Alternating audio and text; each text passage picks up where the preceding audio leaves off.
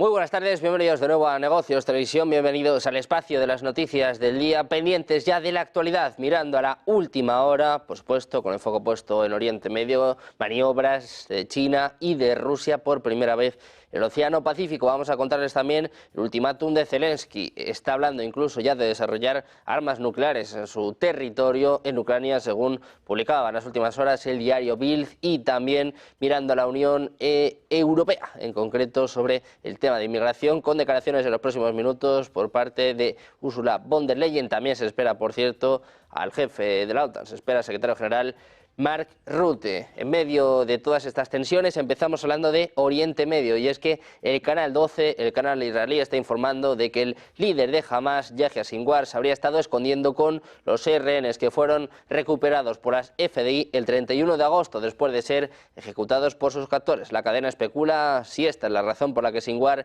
ya no estaba con ningún rehén cuando ha sido asesinado. Su muerte todavía no ha sido confirmada oficialmente por Israel, por alguna autoridad israelí, sí, por cierto, por su canal de comunicación. En concreto, tanto la radio como la televisión israelíes estaban confirmando esta noticia. Medios hebreos están citando a la policía israelí diciendo que el cuerpo de Sinwar ha sido identificado por sus dientes. Todavía no existe ningún comunicado policial oficial a este respecto. Se espera, por cierto, que en los próximos minutos hable Benjamin Netanyahu, el primer ministro de Israel.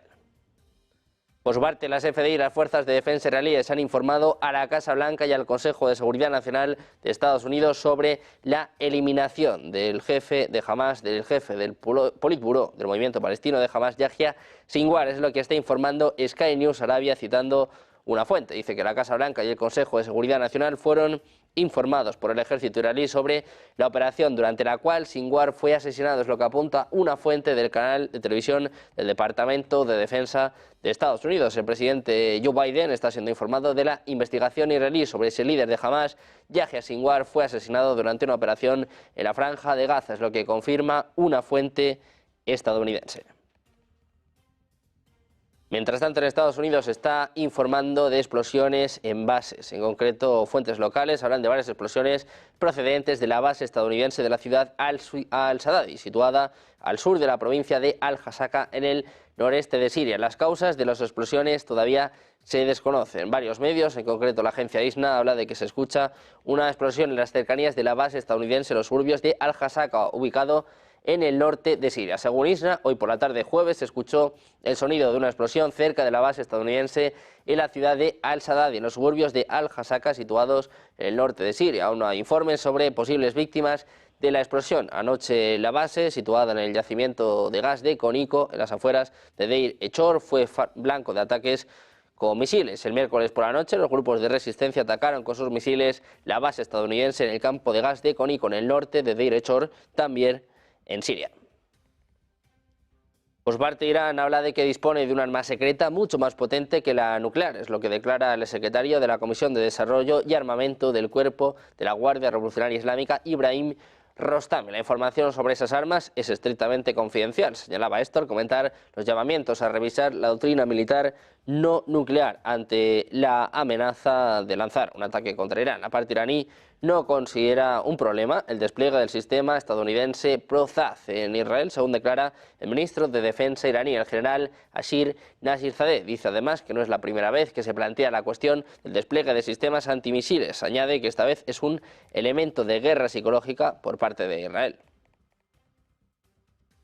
Irán, además, que dice que es capaz de atravesar los sistemas de defensa antimisiles de Israel, es lo que aseguraba el comandante en jefe de los cuerpos de la Guardia Revolucionaria Islámica, Hossein Salami, agregando que este tipo de defensa no ayudará al país hebreo. El comandante advirtió a Tel Aviv que las autoridades iraníes conocen las debilidades del país hebreo y puede utilizarlos. Decía, dejamos claro que conocemos los puntos débiles del enemigo y que somos dominantes y capaces de contrarrestar sus vulnerabilidades. Es lo que informaba el comandante, aconsejando a los iraníes que no confíen en la defensa antimisiles porque Irán la atravesará. Precisamente Salami, que lanzaba este jueves una severa advertencia a Israel, amenazando con más represalias si Irán es atacado. En su intervención, en el funeral del general de brigada Afur Nihur Hassan, asesinado en Beirut, Salami subrayaba que Irán es consciente de las vulnerabilidades de Israel. Señaló además que la operación True Promise 2, en la que se lanzaron hasta 200 misiles balísticos, fue solo una advertencia y prometió represalias dolorosas ante cualquier tipo de ataque futuro a los intereses iraníes. Decía además que hay que reconsiderar sus acciones, ya que cualquier ataque provocaría una respuesta directa y severa.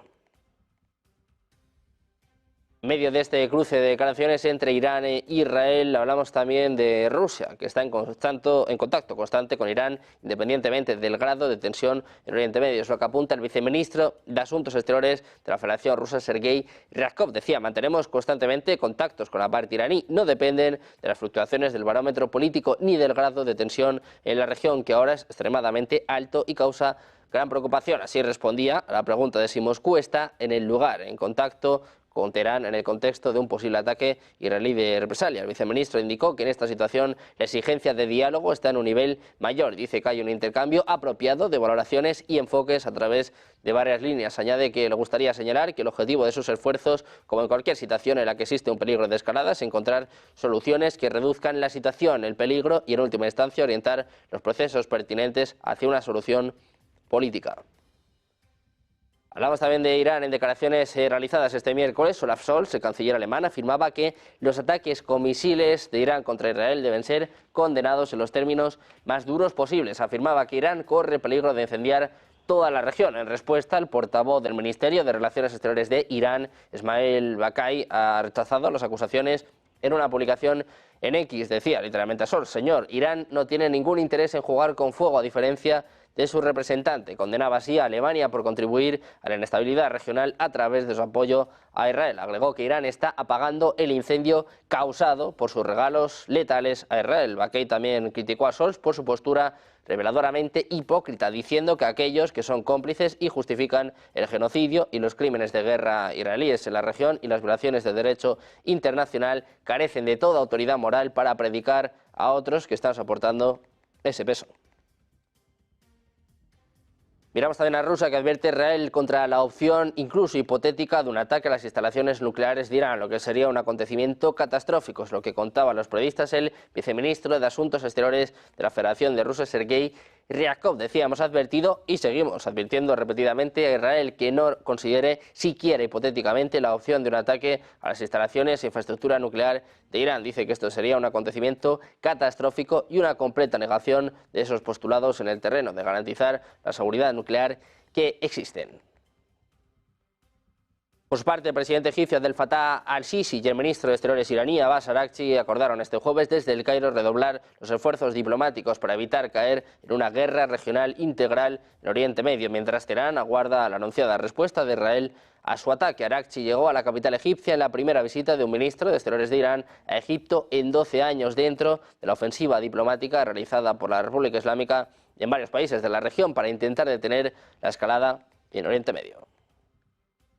Por su parte, Netanyahu ha declarado que Israel desmantelará toda la infraestructura militar de Hezbollah que se ha construido durante las últimas 2 décadas. El primer ministro Benjamin Netanyahu dijo a un periódico francés que las fuerzas israelíes encontraron armas rusas de última generación en registros de bases de Hezbollah en el sur del Líbano. Netanyahu destacó al periódico Le Figaro, en una entrevista difundida hoy, que en virtud de una resolución del Consejo de Seguridad de la ONU de 2006, solo al ejército libanés se le permitía tener armas al sur del río Litani, uno de los más importantes del país. Sin embargo, decía que en esta zona Hezbollah ha cavado cientos de túneles y escondites donde acabamos de encontrar una gran cantidad de armas rusas de última generación. Es lo que afirmaba Netanyahu, citado por el artículo francés. Añadía que una nueva guerra civil en el Líbano sería una tragedia, que su objetivo no es provocarle y que Israel no tiene intención de interferir en los asuntos internos del Líbano.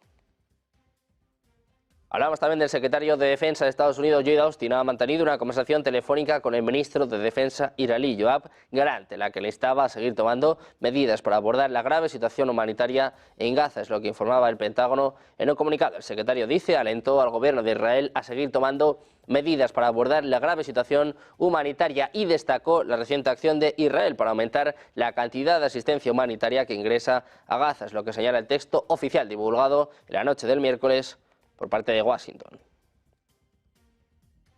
Estados Unidos, que además ha lanzado ataques aéreos contra instalaciones de almacenamiento de armas en zonas controladas por los hutíes en Yemen, es lo que informaba el Departamento de Defensa. Los objetivos incluían además varios búnkeres utilizados por los hutíes para almacenar componentes de armas empleados en ataques a embarcaciones civiles y militares en la región. El operativo militar se realizó mediante bombarderos B-2 que llevaron a cabo precisamente ataques de precisión contra 5 ubicaciones clave. Lloyd Austin, secretario de Defensa de Estados Unidos, afirmó que estos bombardeos demostraron la capacidad global de ataque del país para atacar y actuar cuando sea necesario, en cualquier momento y en cualquier lugar. Dicen además que están intentando debilitar la capacidad de los hutíes de seguir atacando la navegación en el Mar Rojo y el Golfo de Adén.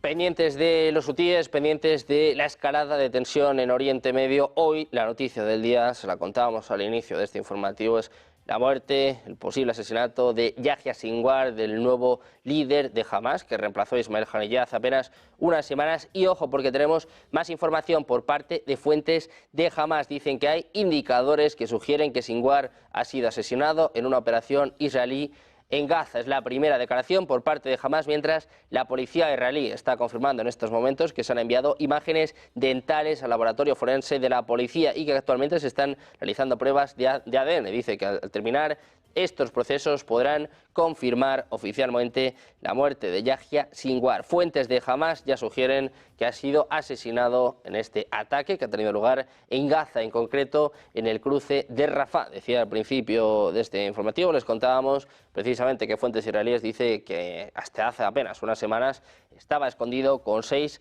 rehenes de Hamas.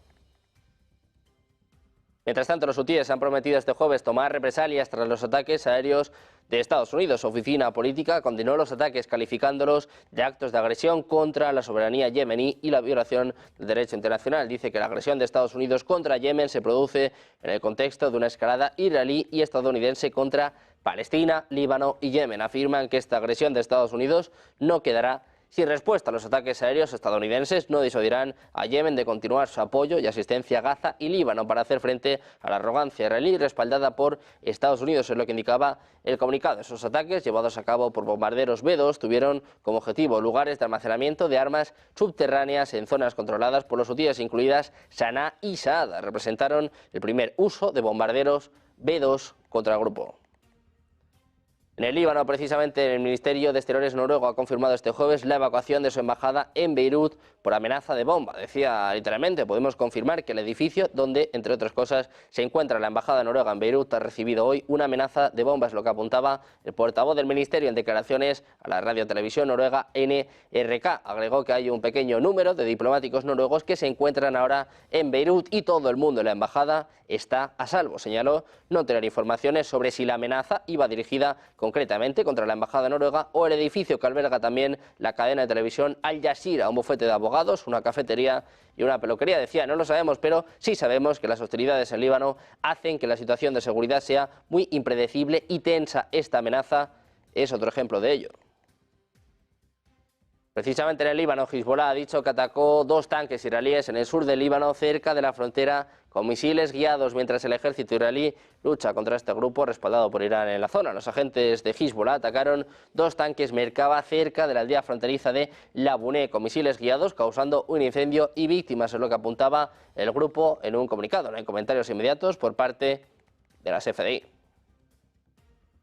También les contamos que un buque de guerra alemán que operaba como parte de la misión de la FPNUL de Naciones Unidas derribó un objeto volador no tripulado en la costa de Líbano este jueves, en lo que apunta Reuters, un portavoz del Ministerio de Defensa alemán. Dicen que la corbeta llevó un vehículo aéreo no tripulado, no identificado, al agua en un choque controlado, es lo que apunta el portavoz, que no informó de daños al buque alemán ni a su tripulación. La corbeta sigue además con sus tareas, según añadía. Dice además la agencia de noticias DPA que fue la primera en informar sobre este incidente. Pendientes también de la tensión entre las Coreas, les contamos enseguida, ejercicios sin parangón. La primera vez que se produce un ejercicio de este tipo entre China y Rusia, pendientes también de la OTAN, del plan de Zelensky. Una pausa, 2 minutos y volvemos con todo enseguida. Negocios Televisión.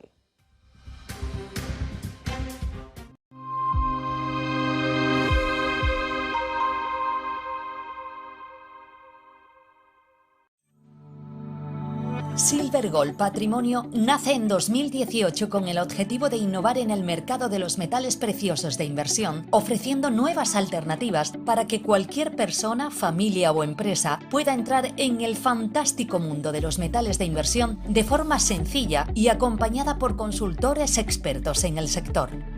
Silver Gold Patrimonio quiere avanzar contigo. ¿Las soluciones de inversión tradicionales ya no cumplen con sus objetivos financieros? ¿La escasa rentabilidad y la volatilidad de los mercados le empujan a mantener los ahorros en su cuenta corriente? Si la respuesta a ambas preguntas es afirmativa, lo más probable es que esté pensando que la opción de no invertir es la óptima. Esta alternativa es quizás la más inmediata, pero ciertamente no parece la más rentable.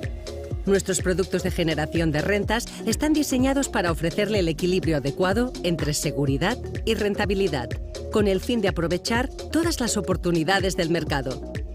Hemos revisado nuestro enfoque tradicional, ampliando el espectro de oportunidades dentro del segmento de rentas para una inversión que le prepare mejor para el futuro. Y con la integración de los principios ESG, podemos ayudar a construir un futuro más verde para todos los inversores que buscan rentabilidad. No se conforme con la liquidez. Prepárese para el futuro con fondos de Invesco. Descubra más en invesco.es/income.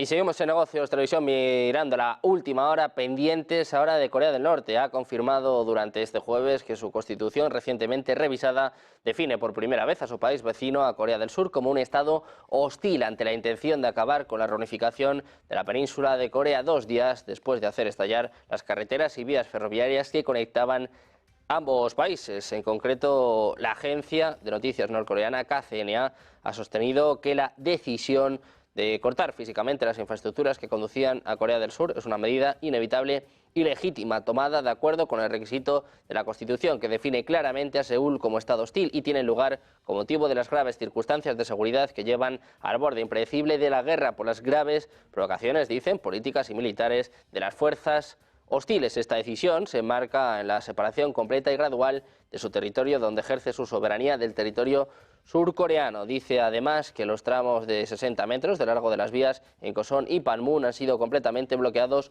por explosiones. Es lo que está asegurando un portavoz del Ministerio de Defensa, que ha agregado que la carretera continuará tomando medidas para fortificar permanentemente la frontera sur cerrada. Hablamos de China, que ha probado misiles contra objetivos terrestres durante sus últimos ejercicios militares alrededor de Taiwán. Es lo que apunta un funcionario de seguridad nacional taiwanés, lo que subraya la intensidad de los ejercicios. El Ejército Popular de Liberación disparó 2 misiles balísticos contra objetivos dentro de China, según el funcionario, que pidió no ser identificado al hablar de un asunto tan delicado. China envió misiles directamente sobre la isla principal de Taiwán durante los ejercicios militares del verano de 2022, después de que la entonces presidenta de la Cámara de Representantes, Nancy Pelosi, visitara Taipei. Hablamos también de China. Les contamos que la Guardia Costera de China ha completado ejercicios y misiones de patrullaje con la Guardia Costera de Rusia, formando una flota conjunta para realizar patrullajes en el Océano Pacífico Norte por primera vez. Es lo que anunciaba la CGC este jueves, según la agencia de noticias Xinhua. Durante la patrulla, además también conjunta, los buques de ambos países concluyeron con éxito ejercicios conjuntos que incluyeron operaciones de búsqueda y rescate y misiones para salvar vidas. El CGC también ha descrito los simulacros como de rutina. Dijo que no tenía como objetivo ningún objetivo, región o país específico, añadiendo que los ejercicios se llevarán a cabo de conformidad con el derecho internacional. Les contamos además que en esta cumbre de la Unión Europea, con el foco puesto en Ucrania, también se ha hablado de Oriente Medio. Han cerrado por primera vez una cumbre con los miembros del Golfo, con el objetivo de estrechar relaciones entre los diferentes países, llamamiento a un alto el fuego en Oriente Medio. Borrell señala que los países del Golfo son socios cruciales para la seguridad regional y que elogian sus esfuerzos por poner fin a la espiral de violencia en Oriente Próximo. Escuchamos palabras de Josep Borrell. And now the war is closer, and if by accident or by will it was going to be a full war between Israel and Iran, then the consequences will still be stronger.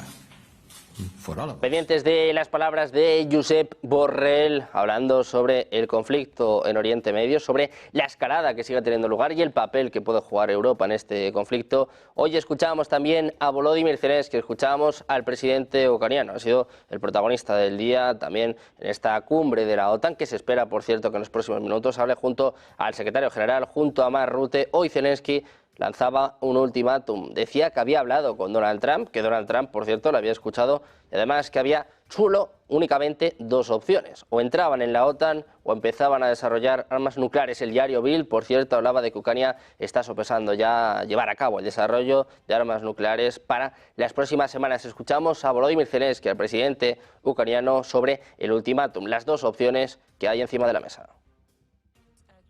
NATO countries are all alive, and thanks God for that. That is why we choose NATO. We are not choosing nuclear weapons, we are choosing NATO. And I think that Donald Trump heard me. He said, you have good arguments. Pendientes precisamente de Volodymyr Zelensky, les contamos también que Reino Unido, el gobierno británico, ha lanzado nuevas sanciones contra la flota rusa. En concreto, ha anunciado este jueves sanciones contra 18 petroleros rusos que forman parte de la denominada flota en la sombra, con la que, según Londres, se financia Vladimir Putin. El Ministerio de Exteriores ha señalado en un comunicado que se trata del mayor paquete de sanciones contra la flota petrolera rusa hasta la fecha, y con ellas el total de petroleros sancionados alcanza los 43. Además, en este nuevo paquete se suman también medidas contra 4 buques cisterna de gas natural licuado y la empresa gasística rusa. Dice literalmente que la flota en la sombra busca socavar las sanciones y representa un peligro inminente. Dice además que riesgos medioambientales, como por ejemplo los vertidos de crudo sobre nuestras costas como resultado de su flagrante violación de los estándares básicos de seguridad, pero también dice que hay peligros para la seguridad del comercio global. Además, también les contamos que en medio de esta cumbre europea, en la que se está hablando precisamente del plan de la victoria de Volodymyr Zelensky, hablaba hoy el canciller alemán, hablaba Olaf Scholz, precisamente sobre la ayuda a Ucrania y sobre cuáles son los planes de cara a los próximos meses, con un invierno complicado para el gobierno de Zelensky. Escuchamos las palabras de Scholz. Wir werden heute zusammenkommen mit dem ukrainischen Präsidenten und noch einmal sehr intensiv sprechen über die Unterstützung Europas für die Ukraine. Die ist notwendig. Der russische Angriffskrieg hält unverändert an mit großer Brutalität. Und es ist deshalb vor dem dritten Kriegswinter wichtig, dass wir genau das tun, nämlich noch einmal klarstellen, die Ukraine kann sich auf uns verlassen. Das wird auch unterstrichen durch die Beschlüsse, die wir jetzt vorbereitet haben und die Entscheidungen, die es möglich machen, dass Europa seinen Teil für die 50 Milliarden Dollar Lohn der G7-Staaten leisten wird. Ein wichtiges Zeichen, ein klares Zeichen an die Ukraine, dass die Solidarität gewährleistet ist und man sich darauf verlassen kann. Ein klares Zeichen an den russischen Präsidenten, dass er nicht darauf spekulieren soll, dass die Unterstützung der Freunde der Ukraine nachlassen wird. Gleichzeitig wird es so sein, dass wir diskutieren über... Precisamente en la OTAN les contamos que Países Bajos va a permitir a Kiev utilizar los F-16 que suministraron para atacar objetivos militares en Rusia. Puede que sea necesario, decía, interceptar misiles o atacar, por ejemplo, aeródromos en Rusia, es decir, objetivos militares. Dice que esto también está permitido en territorio ruso o en el espacio aéreo de Rusia. Putin ya advertía hace apenas unas semanas que lo que se está dirimiendo en la OTAN en estos momentos es si se involucran o no directamente en este conflicto. Pendientes también de hoy declaraciones por parte de Volodymyr Zelensky. El presidente ucraniano aseguraba este jueves que los servicios de inteligencia ucranianos han detectado que Corea del Norte se está preparando para enviar a Ucrania de 1000 soldados y ayudar así a Rusia. Decía Zelensky, sabemos que Corea del Norte está preparando a 10.000 soldados para enviarlos a luchar contra nosotros, es lo que afirmaba en una rueda de prensa al término de la reunión que mantuvo en Bruselas con los líderes europeos para pedir su apoyo a su plan de victoria. El presidente ucraniano dijo que es una información que ha compartido con Estados Unidos y con los países europeos porque es algo urgente. Dice que es un segundo país sumándose a Rusia, involucrándose en esta guerra. Diferenció el apoyo que proporciona Irán al que esté dándole Corea. Decía, Irán le da drones y misiles, pero no personas. Y aquí vemos que este es el primer paso para una guerra mundial.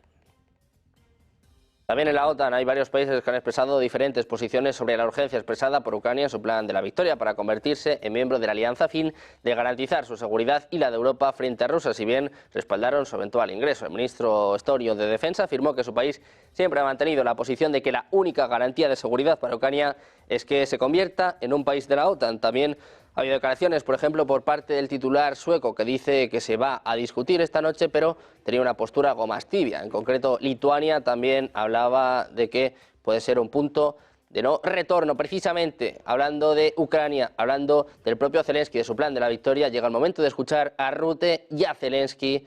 Es el momento de escucharles.